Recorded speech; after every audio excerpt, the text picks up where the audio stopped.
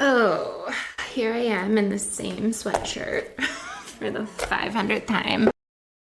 And also you might hear the construction. It's almost done, I think. There's actually going to be like a neighbor here. There's an apartment next to this one that's being remodeled.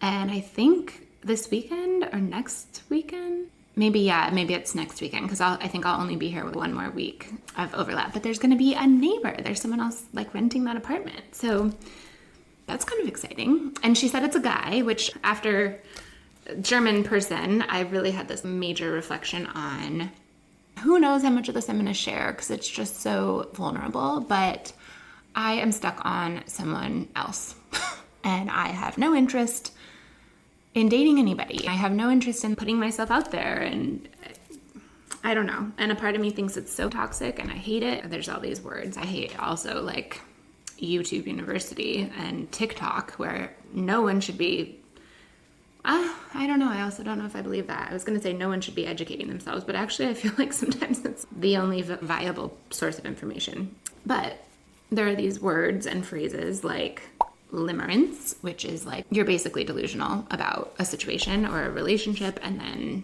you just like go in circles and circles about it and you never get over it. And I'm basically terrified of that being what is happening. But then there's these things that happen. I've been so adamant about like not looking at this person's socials. I think I said on another video that I'm a straight woman, so it's obviously a man. I don't need to be like vague about it. He had unfollowed me on social media, which was so like, can't you just mute me? Why?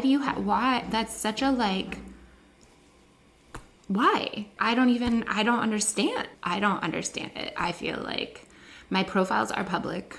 You can look at them anyway. So it's not like it's actually protecting you from like not looking at my shit. It like pisses me off. I need to put my milk on real quick. And my coffee's probably going to be done as soon as I sit down. Maybe I'll flip this over actually and show you my little coffee process in a minute because it is kind of, I've gotten used to it. It's this old Italian single serving coffee maker, I guess. Yeah, but it like, so then that triggers this other part of me that's like, you deserve so much better than this. Like, this is childish behavior. You do not, like, you are moving away from this type of behavior. Like, there's a million things I can point to that are like not in alignment with what I'm saying I want to experience with somebody. So yeah, okay. Let's see if I can easily do this.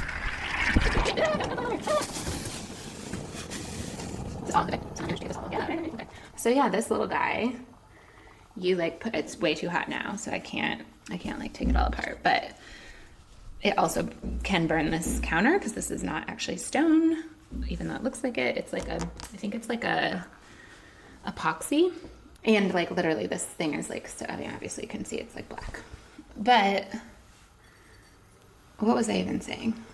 Oh, just like complaining, I guess, about why is this happening, because it just to me is so immature and it goes against everything I'm like saying I want in a future relationship, and yet here I am just having such a hard time. Ugh, and then I get these all coffee. I mean, it's not the most ideal coffee maker. It's not. I'm glad we've evolved, I feel, because kind of a pain in the ass every day, truthfully, but it is what it is. So, yeah, because even that will like stain. So I try not to like, yeah, well, that maybe already happened. Maybe I'll come right back. So yeah, sometimes it like triggers me. I just think like, what is the point of all this? And then I'm like, okay, Lindsay, this is limerence. This is the issue that you're having, and you're not getting over this person because you're putting yourself back into this loop. I go back and forth on this. I need to move on from this and not even feed these delusions, not look at anything on his social. I think now he is unfollowed because I'm pretty sure when I first realized that, I was just furious. We shouldn't have even had a second date if we're not aligned on that core fundamental value. And then I talked myself out of it. There was a huge literal sign that in my interpretation was like, this is not somebody to let go of yet. And I had a therapy appointment. I talked with my therapist about it, and she communicated too, like, it's, you know, second date is a bit soon. Whoop, up, up. Jeez Louise. See what happens? This is why this person, I just feel like this is not good for me. I can't even focus on regular things. And now this is like way hot. So welcome to vlogging with Lindsay, because I have no idea how to multitask. And just boiled all my coconut milk basically all over the stove instead of... Okay, let's go back to seated.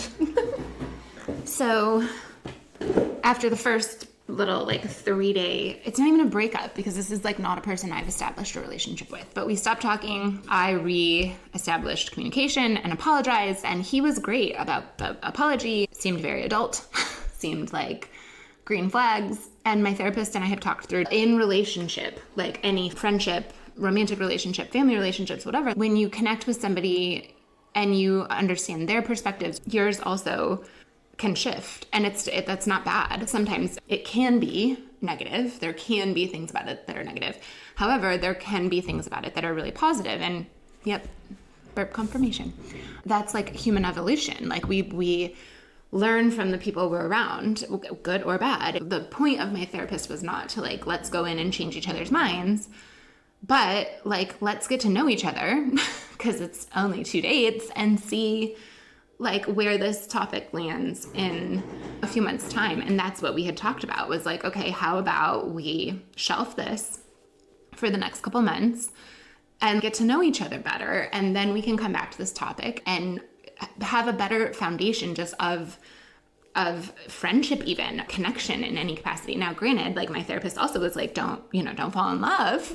If you are not certain that this person wants what you want, like obviously keep your heart protected, but you can get to know somebody without falling in love with them. And I think what I was experiencing was already challenging because clearly there were some big feelings already happening. So all of that to say, I feel this conflict internally sometimes of like, is this just better left alone? And it is left alone. I mean, there's nothing, but I'm energetically not leaving it alone, which is my own, I'm working on it. I don't really understand. I think I am sometimes, but even right now I'm talking about it. So I'm just fueling energy into it because I know that when you talk about something, you're giving it more power. I was very adamant with my breakup. At one point I decided like, I will never talk about this again.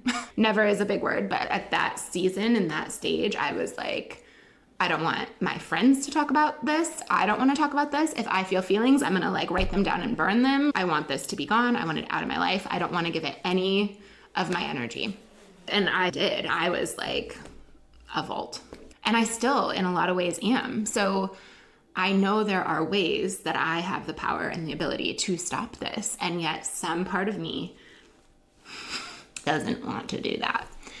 So a lot of parts of me, actually, I'm not even going to try to beat around it. A lot of parts of me are holding on to this idea of this connection because it's really just, there's almost not enough time or words to communicate the level at which this connection has impacted me. And I know that sounds foolish or naive or immature or unhealed, or I know there's just like so much context around someone else's opinion externally about this. I clearly got out of a relationship in September, went through so much heartbreak in October, even November, continue to try to work through my own personal growth into the holidays. Through January, I was planning to move to Portugal and spend at least 2 months here. There's so much happening over the last 6 months of my life that I feel like anyone externally would look at this and be like, it's okay, girl, like you're just clinging on to something, and like and even me is like, it's okay, girl, you're just clinging on to something.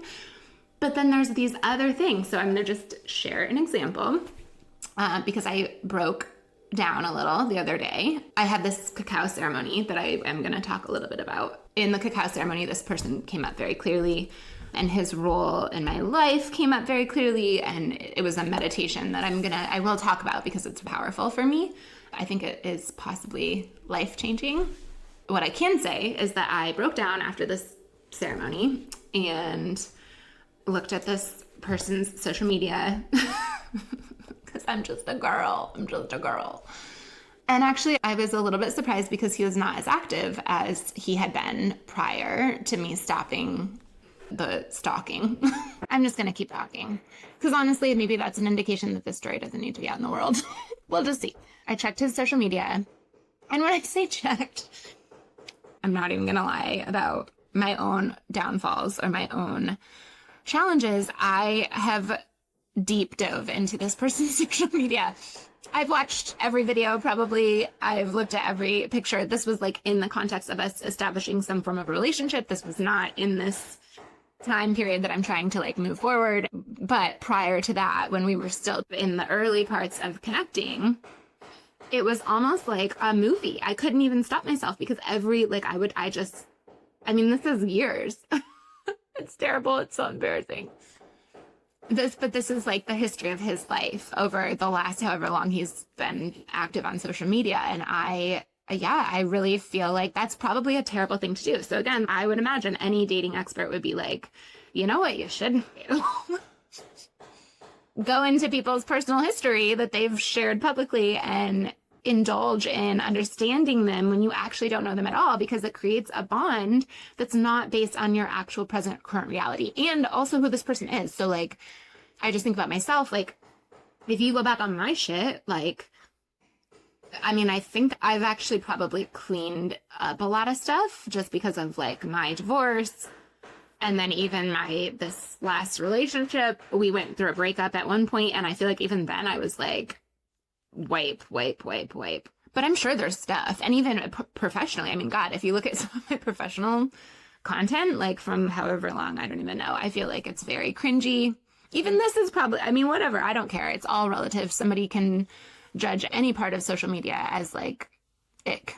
But I know, I guarantee it's not a healthy thing to go back on to. I wish, honestly, like that's probably what most people, especially like therapists, psychologists, psychiatrists, like anybody in the mental health space would maybe say is like such a downside of social media is that you can get to know some. I mean, even by doing shit like this, like I feel like people will watch things about me as I continue to learn how to talk about myself and my voice and establish myself as an outlet. I'm writing a book. That's like what I want to kind of, the whole point of this is actually not about this person and what I'm struggling with. It's actually about my book, but somehow that kind of also ties into this, and it's all just connected. Anyway, I'm sure somebody at some point, maybe lots of people, who knows, will feel a connection to me where they feel like they're getting to know me. And that's the whole point of this. That's authenticity. That's being transparent and talking about, like, I have actively looked through this man's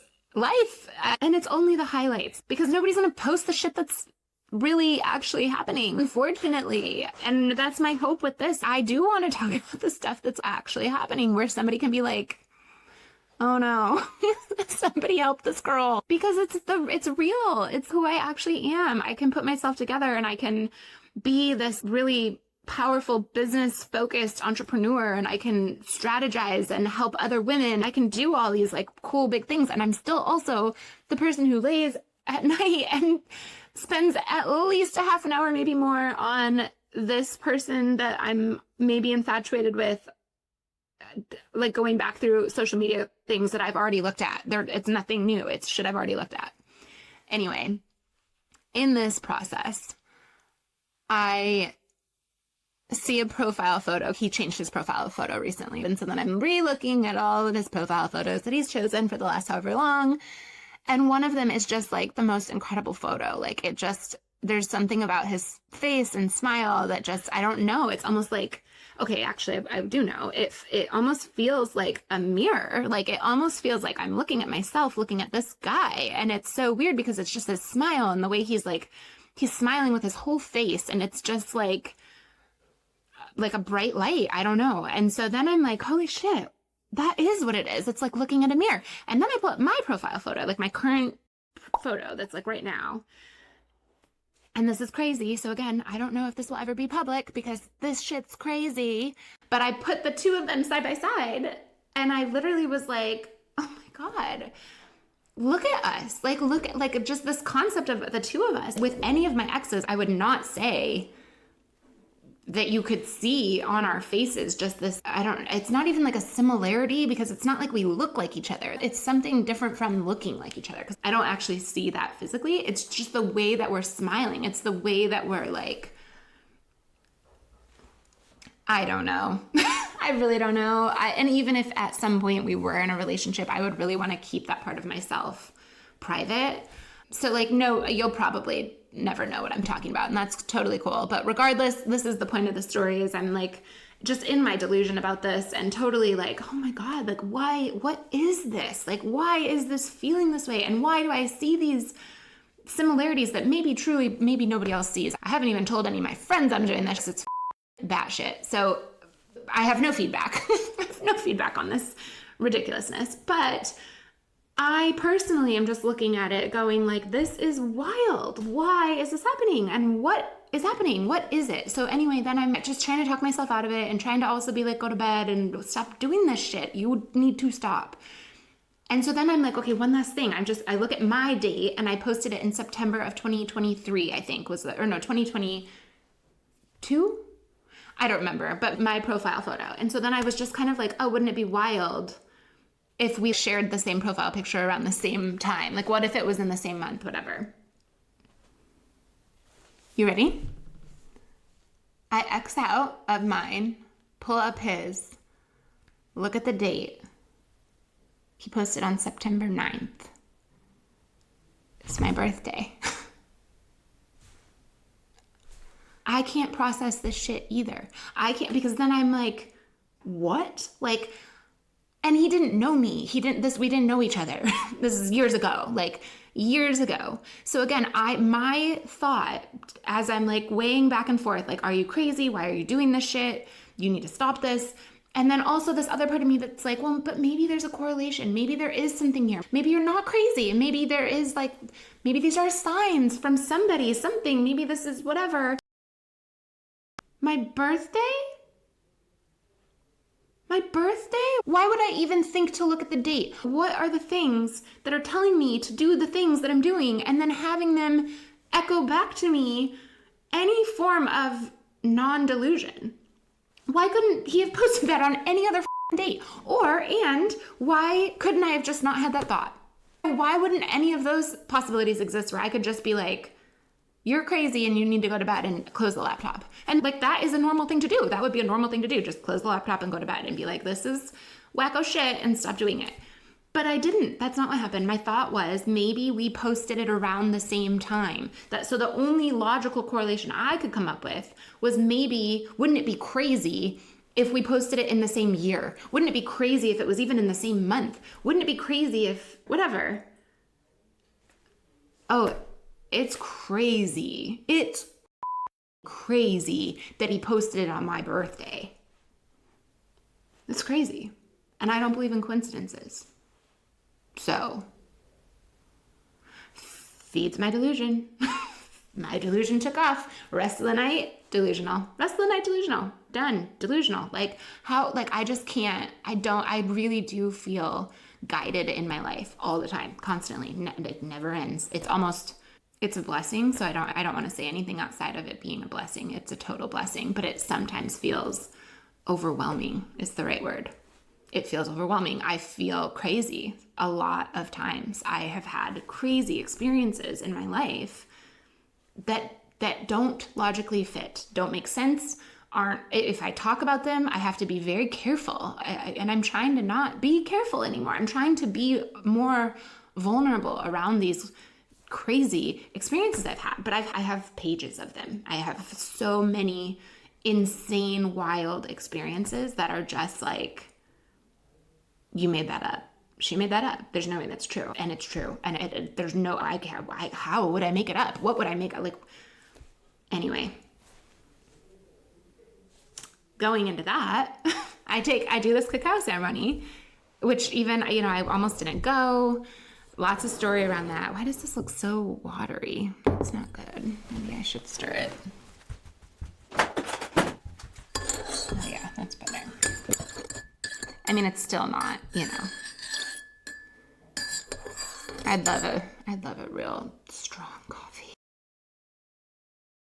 So The cacao ceremony, I don't know even how much of it I want to talk about because, first of all, it was just beautiful. The setting was like a fairyland. I couldn't even believe, like, the yurt, but separate from the yurt where we had the ceremony, there was also just this like beautiful pavilion, almost like a wood. I took photos, so maybe I'll like, but it was just stunning. And I almost didn't go because I went by myself, and it's an intimate, any type of ceremonial shit is, it's vulnerable. And I was already having such a heavy emotional day. I had a friend whose birthday was the day before, and I looked at her social, and my ex was celebrating with her, as he should. He's friends with her partner, whatever. It's wonderful. I felt first so much guilt for not celebrating her birthday. She's celebrated my last two. So first I felt this like huge, just, guilt about not physically celebrating, and also not even like reaching out, and not like, I did reach out then, but I didn't reach out the day before. That friendship, I just feel, is challenging to maintain.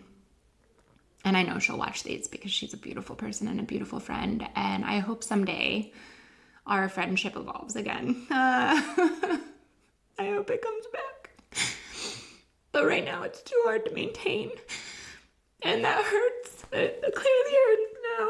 Even it brought up a lot of emotion for me, even around my divorce, because in my divorce I lost a lot of friends, and some of them did come back. Some of them still have a potential of coming back. I've had a couple interactions with people who I was really close friends with at one point when I was married. A few of them I've actually maintained, actually really just one mainly. And even that, it's hard. It's so hard. It takes effort. And we both have been able to put effort in at certain points and then haven't at others. And it just has to ebb and flow that way. And it's painful. It's painful when that happens. And I think about my sister-in-law. She's my ex-sister-in-law. She's like my sister in my heart. And I miss her. And I always think about her. And I always hope I run into her.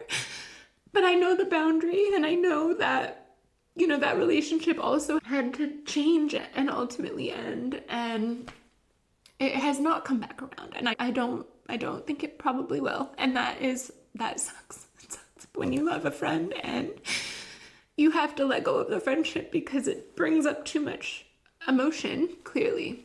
So anyway, I had a great morning. I went grocery shopping. I was feeling so confident because I had just spent probably 2 hours, I'm not kidding, grocery shopping, because it's hard sometimes to know where things are in another country's grocery store. And then it's even harder. Sometimes some of the things I'm like, why is this here? This doesn't make sense here. But like random shit.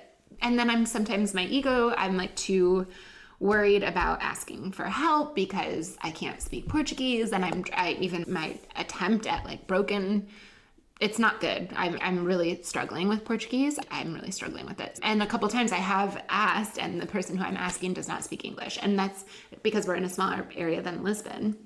And then I feel embarrassed because then I'm like, of course you don't speak English, and what an asshole I am because I'm in your country and I'm not speaking to you in the way that you, I hate it. So anyway, I was proud of myself because I had gotten all the groceries. I had found all the random things I couldn't find. I had asked for help multiple times. There's this very nice young guy. He was probably 20, and thankfully he helped me, I think, at least 4 times. And I kept going back to him because I was too afraid to ask anyone else. One guy, I asked about a sulfate-free wine, and he was like, oh yeah, best in Portugal, like this one. And then he tried to sell me salami with it. And then there was another bottle that was also the best, that was red, whatever. And I was kind of like, thank you, okay. And then I took it, not the salami, because I don't want salami. I just wanted wine without sulfates, but okay. He spoke English very well, clearly. He was communicating with me about whatever, and asked me if I needed help as I was looking. All I was doing was reading wine labels. So even in that moment, no, actually, I didn't really need help right then, but okay. And later, as I'm walking, I pick up out of my cart the wine again, and I flip it around, and it literally says contains sulfates, and it's a 14 euro bottle of wine, so a fairly decent bottle of wine that I'm not going to spend. What? You can get bottles of wine for 3 euro, so that have sulfates. So I'm not going to buy, I'm sure it tastes better, but I wanted sulfate-free wine. I don't even think he totally understood what I was saying about the sulfates.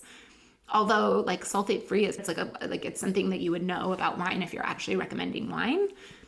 So anyway, that pissed me off a little, and I was like, I'm not a tourist who wants salami and a $20 bottle of wine. Like I wanted literally specifically sulfate-free wine. If you don't have it or you don't know, don't help me, maybe.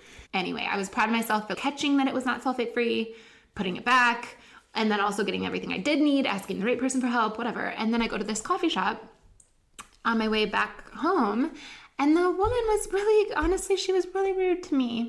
And it hurt my feelings, to just point blank. I tried to like say hi, and I'd like to order a coffee in Portuguese, and she clearly spoke English and then responded back to me in English, and then was like, what kind of milk do you want? And I was like, just regular. Because again, I'm like, I can't remember how to say milk. I don't remember the different types. So I was anxious. I was like anxious, and she made me feel dumb, truthfully. So I just said like, just like regular, which I don't even drink regular milk. I like coconut milk or almond milk. I don't really like regular milk, but I didn't know what to say, so I just said regular. And she was like, this is a vegan coffee shop, so we don't have regular milk. Like, I mean, I like, I wanted to cry, like immediately wanted to cry. And I was just like, great, almond, please, like blah, blah, just anything. And I had said iced, and then she gave me a hot latte. And even that, I was like, do I just not say anything? But I had very clearly, so almost in my mind, I just felt like you're just being awful to me. And so I said, if it's at all possible, could I have it iced? If not, like, obviously I'll take this. And she was like, it's possible. You have to order it that way. And I did. Like, again, I know when I don't do something right, and I know I did that. I was like, okay, well, would it be possible still? And I'll just wait. And she was like, what? Why do people have to be like that? It just blows my mind. And then I'm sitting there waiting now, already spiraling.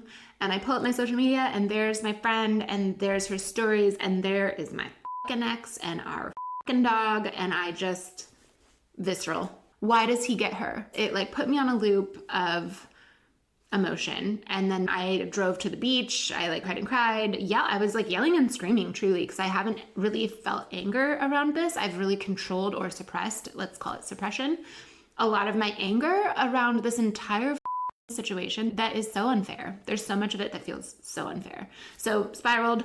And then I was like, well, now I can't even go to the cacao thing because I'm too emotional and I'm going to be late and blah, blah, blah, blah, blah. Thankfully, my host was like, you should go. You should probably go. I'm so glad I did, because it was a powerful meditation. And I do think I'm actually going to hold it for myself right now. But I will say that it was like a drum circle with cacao. And we went back on a journey and found what we were looking for. And my journey was going back and saying goodbyes in a very like strategic way that my brain, wanted to go back and say goodbyes. And some of it was so beautiful and so emotional. I wrote yesterday about my ex-husband and on my journey, on my meditation, kind of how I said goodbye to him and his family, and my ex-sister-in-law was very vivid in the meditation. And then I continued on my journey, and it's so wild how, I mean, this was all in my brain, it was all in my brain. And I told one of my girlfriends about it on a FaceTime the other night, and she was just like, holy shit, like that's so symbolic. Like there's so many symbolic things, just a million of them. And then I realized first, I was like, oh my God, this meditation is the first chapter of my book.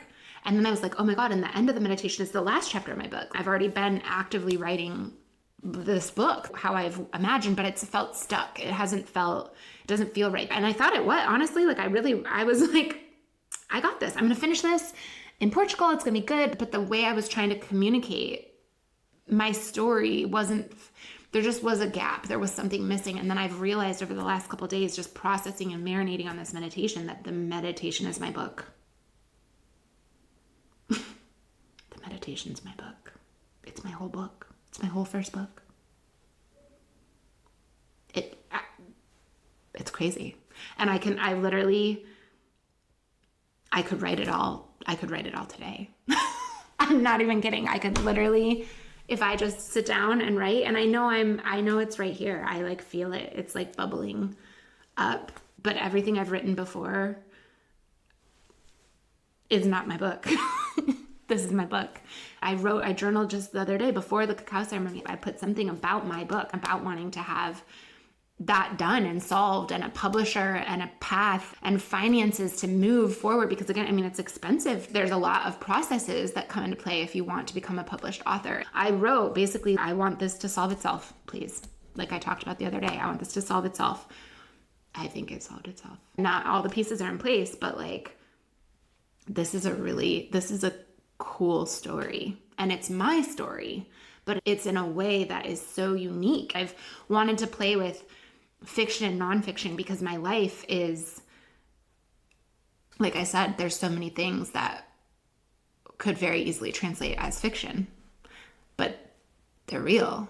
They happened. And I want to play with that because I also want to protect people that I care about, even if the way that they've treated me could very easily be, I don't know how to say what I'm trying to say. I want to be truthful and transparent about people that I've cared about very deeply, and still some I care about very deeply, but the ways that they've interacted with me in real life reflect poorly on them and their character. And I want to be able to talk about that in a way that is true to me without shaming or putting them down or in a negative way. And I don't really know what that will be. I don't know what that looks like, because there are literal people in my life that are very alive and very aware of me and my own journey and my path, and will be very aware of this at whatever point this is in my reality. And they have not treated me well. And it's molded things in my life. It's changed things in my life. It's shifted the trajectory of my life. It's part of my life. And I want to be able to talk about that from my truth. And this meditation is that. This is a perfect play of fiction and nonfiction. On my walks every morning, I've just been writing in my head. I've been writing page by page in my head of how I'm going to tell this story and how I'm going to bring this story in and how I'm going to, it's just insane. It's like it's being channeled through me. I truthfully believe that. And I think when I actually sit down and I start putting it all on paper now from this lens, from this perspective, I don't know. It feels good. So I think that's what I'm going to be focused on for the next little stretch. This is a wild time because I have this pause, especially for the next few days. I don't have a lot of work commitments. I have a handful of proposals out there. There are a handful of them that I feel are like about to contract into support. And then I have to be, then I have some work to do. But right now our client load is great. It's managed. It's great is a big word. It could always be better. There could always be more, I feel. But for what is structured right now, it's very manageable. I can manage my time really well, and I have a lot of free time. So for the next few days especially, I just want to like get it from my head into my heart and out of my throat. And I feel like this is that connection that I'm working on around my masculine self that is like, I can get shit done. But I've kind of pushed that away because I've wanted to be in this like flow space of like, but this is who I am now. I'm creative. I'm an artist. I'm intuitive. I want to be softer. And it's sort of like, yeah. Okay, great. We've established that. We've built that. We've developed that. That's here. That's who I am. Really. I just flow through every day like that. But then there's this other part of you that really is like, again, bubbling over. This part of you that like can hustle and accomplish and achieve, and that part of you too is ready to be integrated and brought in. And I feel like this is now that. I feel this merge happening that I'm kind of like, okay, let's test it. I was on a connection call yesterday with someone, and she's building an incredible community, and she said, it's like you're the older me, you're ahead of me because I've done this and that or that. And I have these roles now that I didn't have at this stage. So I could see it, and I agree. I see exactly what she's doing. She's crushing it already. So like, let's go. Like, yes, I can absolutely teach you every single thing I put into place that's helped me get now these pieces that you want. Like, you're right. But it still doesn't totally resonate because I think now I'm like, well, when I built a community, I didn't have a strategy. I didn't even really mean to do it. It was during the pandemic initially. And then I made stupid decisions that really changed the trajectory. I mean, stupid's not even the right word, because I feel like that's really putting down what I have done. That's so not stupid. So whatever, but I've learned a lot of things and I do have wisdom to share. And then I was with one of my one-on-one coaching clients, and then she kind of said almost the exact thing, like, you're like that for me, and now I get to be that for other people. And it was kind of like, again, I just think of her and I'm like, what? You're just such an incredible educator. You have such a massive community and following, and you can sell out international education. Like, no, I'm not ahead of you. And then I'm like, wait, but in the ways that she's looking for support, I am. Holy shit.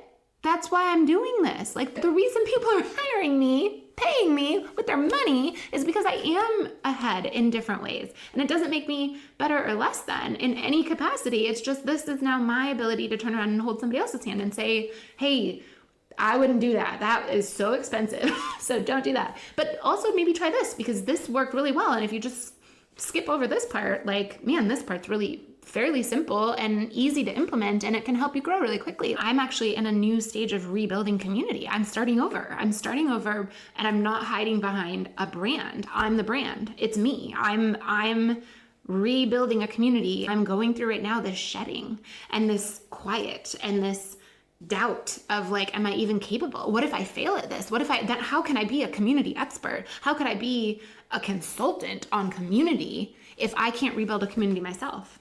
And that narrative, I'm like, ugh, let's go then. Let's build it, because I can. I know I can. I've done it before. I'm capable. People hire me to help them do this because of their ability to see, to recognize what I have accomplished. And sometimes I can't recognize that for myself. So I feel this masculine drive of, like, we can get over this so that we can stop telling the story that you can't do it, because you physically have, and you don't even see it all the time. So let's do it again. Let's do it again, where it's actually just you. And then there's no narrative in your head that's like, yeah, but you didn't really do it because it was the pandemic, and you didn't really do it because you changed and rebranded. It creates imposter syndrome, self-doubt, constantly playing.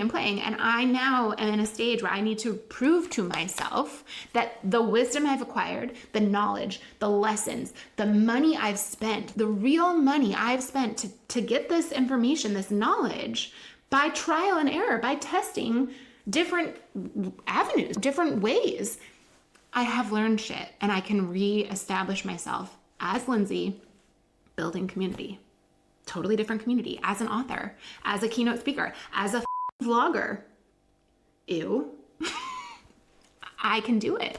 And I'm testing it, and I'm trying, and I'm going to keep putting myself in those vulnerable spaces, because that's how I get rid of this narrative, this voice that's telling me I'm actually not good at this. I'm actually not capable. I actually don't have community around me. I actually don't have support. I actually have nothing of value to share. Like,